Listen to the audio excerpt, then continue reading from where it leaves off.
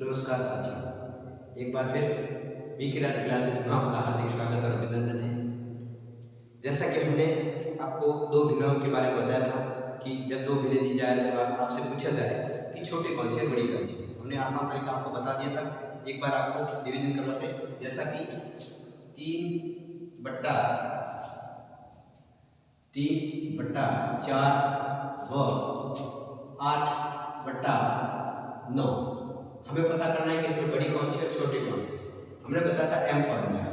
M हमें जैसे 3/4 8/9 आपस में क्रॉस वज्र गुणा करना। आपको वज्र गुणा करने पर हमें पता है 9 या 27, ये आपको इस तरफ लिखना है और इनका आपको मल्टीप्लाई करके आपको लिखना है इस तरफ। ये होते हैं 32। 4 और 8 को गुणा करने पर 32 आता है, 3 और 9 को गुणा करने पर 27 आता है। 32 बड़ा है, इसका मतलब 8/9 है वो भी बड़ी। ये तो हमने पढ़ा है दो भिन्नें। जब दो भिन्नें दी जाए तो हम आसानी से ये बता, ये सबसे आसान तरीका है।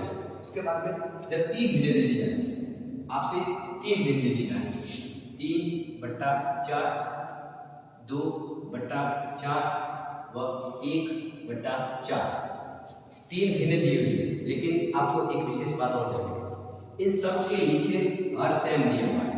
इन सब के नीचे हर क्या दिया हुआ है? सेम दिया हुआ है। तो सिर्फ जिसका अंश बड़ा वो भिन्न बड़ी, जिसका अंश बड़ा वो भिन्न बड़ी। भिन्न जब भी लिखी जाती है तब अंश बटा हर के रूप में लिखी जाती है। अंश बटा हर, ये होती है भिन्न। इसे हम कहते हैं भिन्न, जिसे बोलते हैं फ्रैक्शन। अंश बटा हर, इसमें अंश ये है और ये है, अंश ये है और ये है, अंश ये है और ये है। जिसका अंश बड़ा, इसमें अंश इसका बड़ा है, इसका मतलब ये भिन्न जो है वो सबसे बड़ी। इन तीनों में सबसे बड़ी भिन्न कौन सी है? सबसे बड़ी भिन्न ये आपको, ये पहली शर्त। क्या? एक बार और सुनिए, जब 3 या 3 से अधिक भिन्नें दी जाए और उसमें हर एक समान हो, हर सभी का एक जैसा हो, जैसे 4 4 5 5 कुछ भी दे दिया जाए, हर एक जैसे हो, तो जिसका अंश बड़ा वो भिन्न बड़ी, जिसका अंश वो भिन्न बड़ी। दूसरी बात, जब हर सेम ले लिया जाए, 8/3 8/4 और 8/5। अब उल्टा क्या है? इसमें अंश सबका सेम लेने का है और हर जो है वो सबका अलग अलग लेने का है। तो जिसका हर बड़ा वो भिन्न सबसे छोटी, जिसका हर बड़ा वो भिन्न सबसे छोटी। ये जो भिन्न होती है वो क्या होती है? सबसे छोटी भिन्न, सबसे छोटी है। और इस भिन्न में ये जो हर है वो इसका, इन तीनों में इसका हर छोटा है, इसका मतलब ये क्या होगी? सबसे बड़ी,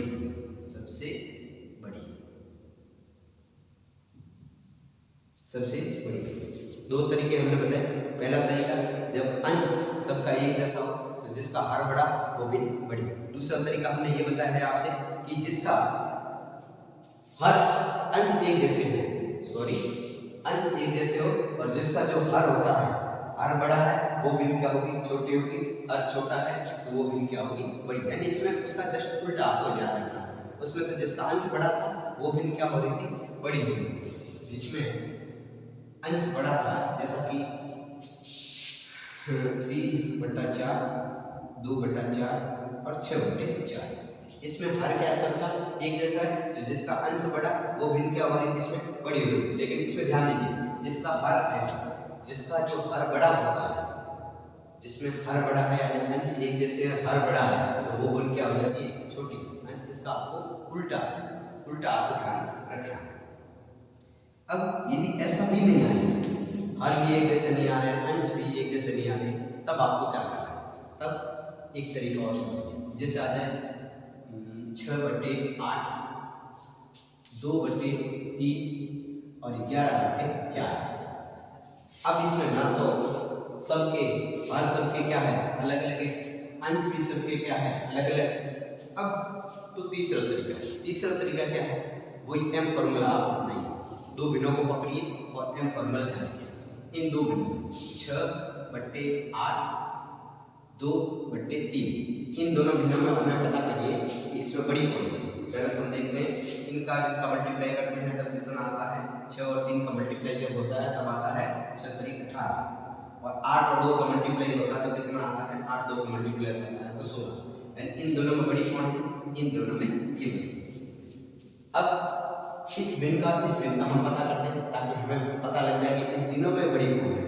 तो 6 और 4 का जब इसका 6 और 4 का मल्टीप्लाई, जैसे 6/8 और 11/4, इसमें हमें पता है 6 और 4 का मल्टीप्लाई करते हैं तो 24 आता, 8 और 11 का मल्टीप्लाई करते हैं तो आता है 88। इसका मतलब ये भिन्न। हमने पहले क्या किया, इन दोनों में पता किया, उसके बाद में हमने इन दोनों में जब पता किया, हमने इन दोनों में जब हमने पता किया, इस दोनों में भिन्न आई थी ये बड़ी, इस दोनों में भिन्न आई थी ये बड़ी।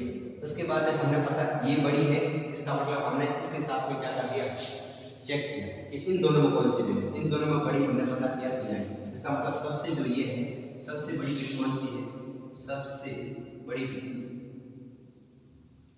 सबसे बड़ी भिन्न जो है वो है 11/4, 11/4। अब हम इन दोनों को जांच करेंगे कि सबसे छोटे कौन से, क्योंकि हमने इसका पता किया, फिर इसको इसके साथ में हमने मिलान किया कि बड़ी कौन सी। अब इन दोनों का करेंगे तो 2 8 और ये होते हैं 33, यानी कैसे, एक बार वापस है 2/8 11/4, 4 और 2 का हम मल्टीप्लाई करते हैं तो आते हैं 8, 3 और इसका मल्टीप्लाई करते हैं तो आता है 33। इसका मतलब ये भिन्न क्या है, छोटे, ये भिन्न क्या है, छोटे, क्योंकि ये भिन्न तो हमने पहले से भी पता है कि ये भिन्न बड़ी है, इसका मतलब ये भिन्न कौन सी है, छोटी है, ये भिन्न छोटी। तो सबसे जो छोटी भिन्न आई है, सबसे